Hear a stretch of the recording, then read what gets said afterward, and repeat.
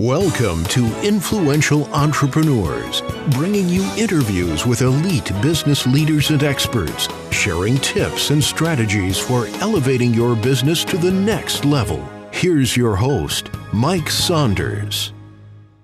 Hello and welcome to this episode of Influential Entrepreneurs.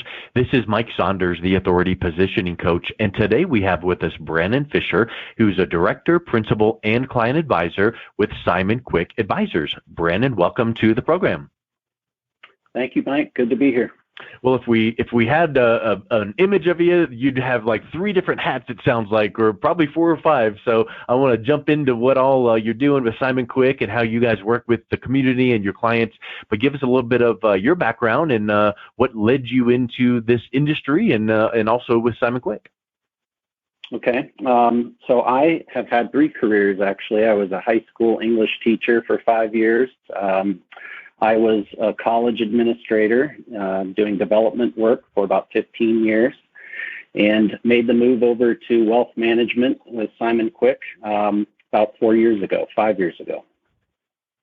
So that's the background, but the reason for the transition was complex, but it was mostly informed by my work as a development officer, where I was working with high net worth families that were making philanthropic gifts to Bowdoin College. And so I got to know some of their challenges and opportunities and felt like I could really add value by being an advisor in general for them. So there's a long history for me being a trusted advisor, but am relatively new to wealth management and have really enjoyed getting to be mentored by very experienced and expert colleagues at Simon Quick. So it's been a good transition for me. Yeah, and I really love when I hear that people come from other industries, because coming from education or coming from a field that is not only, analysis and money, you bring in a perspective, I would suspect, that is very real and applies to even kind of, I'm thinking out loud, like when a doctor has a medical need and he then is the patient, and they get to see and feel what it's like to be the patient and go, wow, I'm going to amp up my bedside manner because now of that perspective. Do you find that some of your previous career experience is a nice dovetail into what you're doing with wealth management? For sure. I think personally, my strength as an advisor is in the communication piece. So communicating with clients and managing their relationships with our firm is really where I excel. In my former career, I did have that management, the relationship management responsibility. So that's what I brought with me to this. So I've got deep experience at navigating the emotional and ethical aspects of wealth, and I find it rewarding to help clients define and achieve their financial goals. So, questions we might consider when we're meeting are, what are they hoping to achieve with their wealth during their lifetime and through their estate, and what are the defining values that help them determine how to spend their money or what causes to support with it, and also, how can they ensure that their wealth acts as a positive influence within their family rather than as a destructive one? So providing that kind of guidance on those issues is perhaps the most rewarding challenge in the work for me. Yeah, and you said quite a few things that popped into my mind as far as questions or going deeper. One of which is, I think the people would think, oh, wealth and passing it on to my family, and that's wonderful, and that's going to, give them a better life. But there could be some destructive aspects to that, like you alluded to. Can you go a little bit deeper on that? What are some examples, without getting into details, but what are some examples of pitfalls people might watch out for and go, you know what? Here's what I've seen in the past with some potential pitfalls with, transferring or, providing that kind of wealth to families. Mm-hmm. So there are generally 3 types of people that tend to come to Simon Quick for help. The first type would be an entrepreneur who has created some wealth, perhaps through the sale of a business that they started. The second would be an executive that's got really complex compensation and needs our help in managing that process. And then the third would be somebody who inherits wealth and needs to be a good steward of it. And all of those, come with their own challenges, right? So there's this interesting characteristic in multi-generational affluent families where each generation can kind of be defined by different characteristics. So someone who creates wealth is different than someone who inherits that. And there's this axiom in our business of shirt sleeves to shirt sleeves in 3 generations where, if there's a wealth creator, there's a wealth inheritor, and then there's somebody who tends to spend the wealth in the 3rd generation. So it's not many families that successfully navigate beyond 3 generations of wealth. And typically, you can be successful if you establish family values and a mission statement and a real plan for not only preserving the wealth, but also transmitting the values and the heritage of the family from one generation to the next. That's, in my opinion, so huge because I feel like a lot of people just on the surface think, oh, here's my money, and they saw what it took to earn that, and they see my value, so when I pass it on, they're going to continue. And that's not necessarily the case. And I think that there needs to be a proactive, like, let's have a family meeting and let's discuss our family values. Let me as the matriarch of the family, let me just instill some of the things and the lessons I've learned that has helped to accumulate this or build this business. And it might be diligence, it might be giving back and serving, all of those things. I think that is such a huge aha that people don't really think about. They think, oh, well, here's this chunk of money, be wise with it, and it'll set you up for your lifetime. And in reality, if those values aren't there, that's the foundation that starts to crumble, and then everything else follows. That's right. And I think one thing that makes Simon Quick somewhat unique in this industry and well prepared to work with families like that is that 15% of the $5 billion in assets that we manage is actually employees and their families' capital. So we are able to treat our clients as peers. We have unique insight into, some of the unique challenges and opportunities they have, whether they've acquired their wealth recently or they've inherited it or whatever the case may be. But, I think our clients do appreciate that we are eating our own cooking, so to speak, and investing in the same strategies alongside them. Yeah, that really is a big point to make. Is you hear about the healthcare system, and I've heard rumor that some people in government or senators or whatnot, they are on a different health plan, and if you would just get on the affordable health the plan that you pass for everybody else, you would realize that there needs to be changes. But the point is, it's that synergy of, if I'm doing what I'm saying that you should do, I'm walking my talk, and that really then aligns and has that integration factor. I think that's a really great point to bring up. Thank you. Yeah. So what are you finding then when you are working with families? What are some of their fears that then you can turn into an opportunity and, help them to kind of get that perspective on, and then to be able to move forward in building and preserving their wealth?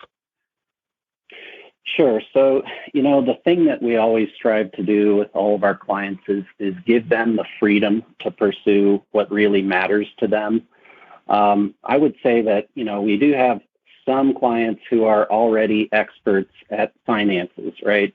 They may be hedge fund managers or private equity firm owners or what have you, but by and large, these are people who have very busy lives and, quite frankly, feel out of their depth in trying to manage their own affairs. So really, they come to us and they say, how can you help me? That's the broad place that we usually start. And typically, they don't have a real keen understanding of the nuanced differences among different wealth management solutions. So, a question they might ask us is, how are we at Simon Quick different than a bank or a broker dealer? And we're what's called an independent registered investment advisor. So we're able to be clear-eyed about what investment choices we approve for our client portfolios. We don't have to sell any particular product. The only person that pays us is the client. So we're a fee-only advisor. We're a fiduciary. So we are obligated to make decisions that are in the client's best interest and hold their interests above our own. And that's really not the case with the majority of wealth management solutions out there. So I think, there are sometimes some questions about that, like, why would we go to Simon Quick versus a large bank or perhaps a small local wealth management firm? I think our size and our sophistication allows us to compete with the national firms, but we're also small enough that we can provide really customized, bespoke, comprehensive wealth management for each client.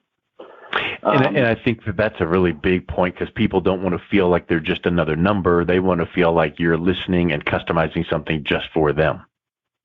Mm-hmm. No, I think that's right. And that is what we do. Every client portfolio is unique. We start with an investment policy statement that's unique to the client, and determine an appropriate asset allocation that's going to help them meet their goals, whatever those are. And then we build out the client portfolio of investments from there. So it is indeed a customized solution.